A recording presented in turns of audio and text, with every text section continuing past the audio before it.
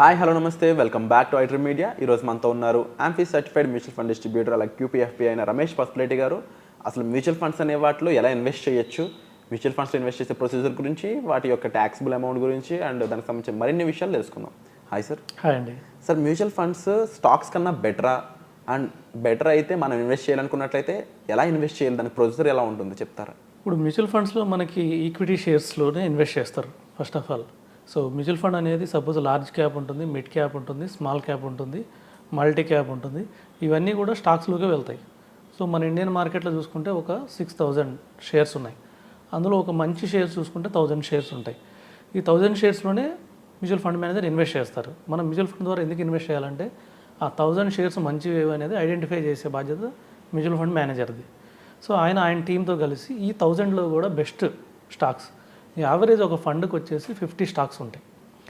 ఒక్కొక్క ఫండ్కి 100 స్టాక్స్ ఉంటాయి, ఒక్కొక్క ఫండ్కి 20-30 స్టాక్స్ ఉంటాయి. మరీ ఫోకస్డ్ ఫండ్స్కి 25 స్టాక్స్ అలా ఉంటాయి.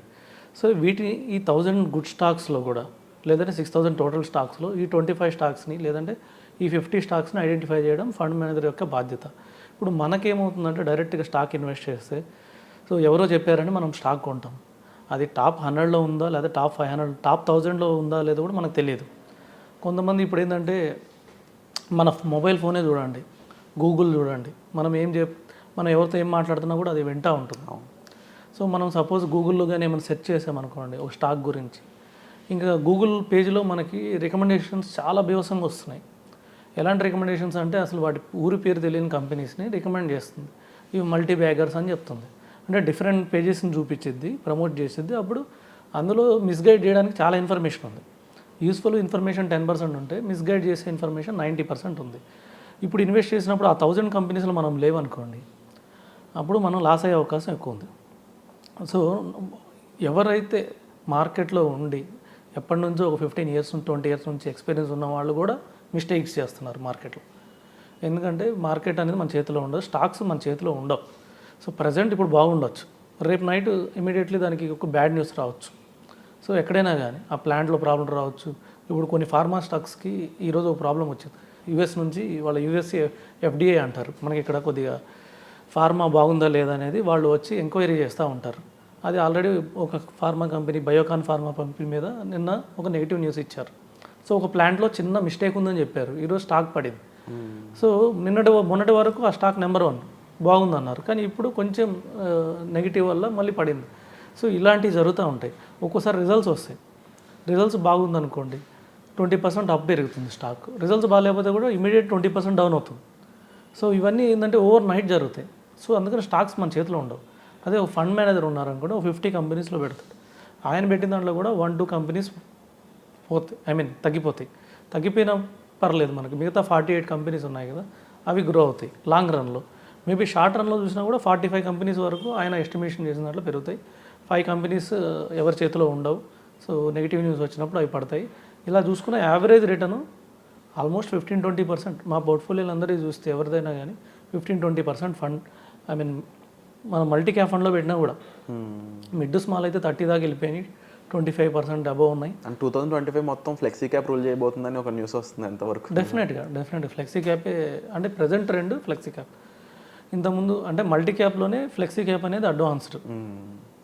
మామూలు మల్టీ క్యాప్ అంటే ఒక రూల్ ఉంది, ఫండ్ మేనేజర్కి కంపల్సరీగా 25% లార్జ్ క్యాప్లో పెట్టాలి, ఒక 25% మిడ్ క్యాప్ పెట్టాలి, ఒక 25% స్మాల్ క్యాప్ పెట్టాలి. ఇది కంపల్సరీ పెట్టాలి. ఇప్పుడు సపోజ్ లార్జ్ క్యాప్ బాగాలేకపోయినా లార్జ్ క్యాప్లో 25% పెట్టాలి, స్మాల్ క్యాప్ బాగాలేకపోయినా స్మాల్ క్యాప్ 25% అతను జస్టిఫై చేయాల్సిందే. ఎందుకంటే అది as per regulatory rules, SEBI rules ప్రకారం పెట్టాల్సిందే. కానీ ఒక ఫ్లెక్సీ క్యాప్లో ఏంటంటే అతనికి ఒక అవకాశం ఉంది. అతను కావాలనుకుంటే 100% స్మాల్ క్యాప్కి వెళ్ళొచ్చు, 100% లార్జ్ క్యాప్కి వెళ్ళిపోవచ్చు, 100% మిడ్ క్యాప్కి వెళ్ళిపోవచ్చు. మార్కెట్ బాగా పడింది అనుకోండి, 100% ఆయన మిడ్ స్మాల్కి వచ్చేయచ్చు. మార్కెట్ హైలో ఉందనుకోండి, అతను 100% లార్జ్ క్యాప్కి వెళ్ళిపోవచ్చు సేఫ్టీ కోసం. సో ఈ విధంగా అతనికి ఫ్లెక్సిబిలిటీ ఉంటుంది. ఆ విధంగా కొద్దిగా ఎక్స్ట్రా రిటర్న్ జనరేట్ చేయగలుగుతాడు. మనకి ఒక 2-3 ఫండ్స్ ఉన్నాయి, ఫేమస్ ఫండ్స్. సో ఇవి ఎప్పటి నుంచో ఉన్న ఫండ్స్. సో నేను జస్ట్ రికమెండ్ చేద్దామని కాదు. So Parag flexi cap fund ఉంది, ఎప్పటి నుంచో long back ever green fund. So వాళ్ళు 20% మన ఇండియాలో కాకుండా అబ్రాడ్లో కూడా ఇన్వెస్ట్ చేస్తున్నారు. సో మంచి రిటర్న్ ఇచ్చిన ఫండ్. సో ఇలాంటి ఫండ్స్లో పెట్టుకోవడం వల్ల వీళ్ళే మన తరపున స్టాక్ సెలెక్ట్ చేస్తారు. మనకు ఆ రిస్క్ ఉండదు, మనం మిస్టేక్ చేసే అవకాశాలు ఉండవు. సో ఒక మంచి ఎక్స్పీరియన్స్డ్ ఫండ్ మేనేజర్కి మనం అమౌంట్ ఇస్తున్నాం కాబట్టి 100% సేఫ్. ఒక ఫండ్ మేనేజర్ని, ఒక ఫండ్ డిస్ట్రిబ్యూటర్ని మనం ముఖ్యంగా కన్సల్ట్ అవ్వడం అనేది ఎంత ఇంపార్టెంట్ అంటారో, ఫండ్ డిస్ట్రిబ్యూటర్ ద్వారా మనం ఇన్వెస్ట్ చేస్తే ఎలా ఉంటుంది? ఒక రెగ్యులర్గా డైరెక్ట్ ఇన్వెస్ట్ చేసేదానికంటే కూడా ఇలా ఇన్వెస్టర్ ద్వారా లేదంటే ఒక డిస్ట్రిబ్యూటర్ ద్వారా ఇన్వెస్ట్ చేస్తే ఆ డిఫరెన్స్ ఎలా ఉంటుంది ప్రాఫిట్స్లో? డెఫినెట్ అండి. ఇప్పుడు కూడా ఇంత ఐ మీన్ ఈక్విటీ గురించి తెలిసినా కూడా ఇప్పటి వరకు పెనట్రేషన్ ఓన్లీ 4%. అంటే ఈక్విటీలో ఇన్వెస్ట్ చేసిన వాళ్ళ సంఖ్య ఓన్లీ 4%. 140 కోట్ల జనాభాలో ఓన్లీ 4% ఇన్వెస్ట్ చేస్తున్నారు ఈక్విటీలో. ఇంకా మ్యూచువల్ ఫండ్ ఇంకా తక్కువ ఉన్నారు. ఇంకా చాలామందికి తెలీదు మ్యూచువల్ ఫండ్స్లో ఏవి మంచివి, అసలు మ్యూచువల్ ఫండ్లో ఫండ్ మేనేజర్ని ఎలా సెలెక్ట్ చేసుకోవాలి, ఏ ఫండ్ సెలెక్ట్ చేసుకోవాలి. మ్యూచువల్ ఫండ్లో కూడా ఓవర్ డైవర్సిఫైడ్ అయినాయి. దాదాపు 47 కంపెనీలు అయినాయి, 4700 ఫండ్స్ ఉన్నాయి. వీటిలో మనకు కావాల్సిన ఫండ్స్ ఎన్ని? 4 or 5 మ్యాక్సిమం. అందుకని ఎక్కువ అవసరం లేదు, అందుకని ఎక్కువ రిటర్న్ రాదు. సో 4 or 5 ఫండ్స్ మనం 4700 ఆల్మోస్ట్ 5000 ఫండ్స్లో కల్లా మనం 5 ఫండ్స్ తీసుకోవాలి. అది ఎవరు చెప్తారంటే డెఫినెట్గా ఒక రెగ్యులర్ డిస్ట్రిబ్యూటరే చెప్తాడు. మళ్ళీ అవి కూడా ఎప్పుడు పెర్ఫామ్ చేస్తాయంటే అవి కూడా ఎప్పుడు పెర్ఫామ్ చేయవు. 1 year తర్వాత రివ్యూ చేసుకోవాలి. కొన్ని నాన్ పెర్ఫార్మింగ్ ఫండ్స్ ఉంటాయి, వాటికి ఎక్కువ కాలం చూడకూడదు, 1 year చూసి పెరగకపోతే తీసేసేయాలి. ఇవన్నీ ఒక రెగ్యులర్ డిస్ట్రిబ్యూటర్ అయితేనే చేస్తాడు డెఫినెట్గా. కాబట్టి కంపల్సరీగా ఒక రెగ్యులర్ డిస్ట్రిబ్యూటర్ ద్వారా వెళ్తేనే ఒక పర్టికులర్గా ఇనిషియల్గా వచ్చిన వాళ్ళు. ఏదైనా కేస్ స్టడీ చెప్తారు సార్? నేను విరాట్ ఈ పర్సన్కి నా దగ్గర రావడానికి ముందు వాళ్ళు ఓన్గా ఇన్వెస్ట్ చేసుకుని ఇంత పర్సెంటేజ్ వచ్చింది, నా దగ్గరికి వచ్చాక నేను చెప్పాను పలానా ఫండ్ అని, ఫండ్ పేరు చెప్పాల్సిన అవసరం లేదు, బట్ మీ దగ్గరికి వచ్చాక ఎంత % రిటర్న్స్ వచ్చాయో చెప్తారు. డెఫినెట్గా నాకు ఒక కస్టమర్ ఉన్నారు లాంగ్ బ్యాక్ 2017.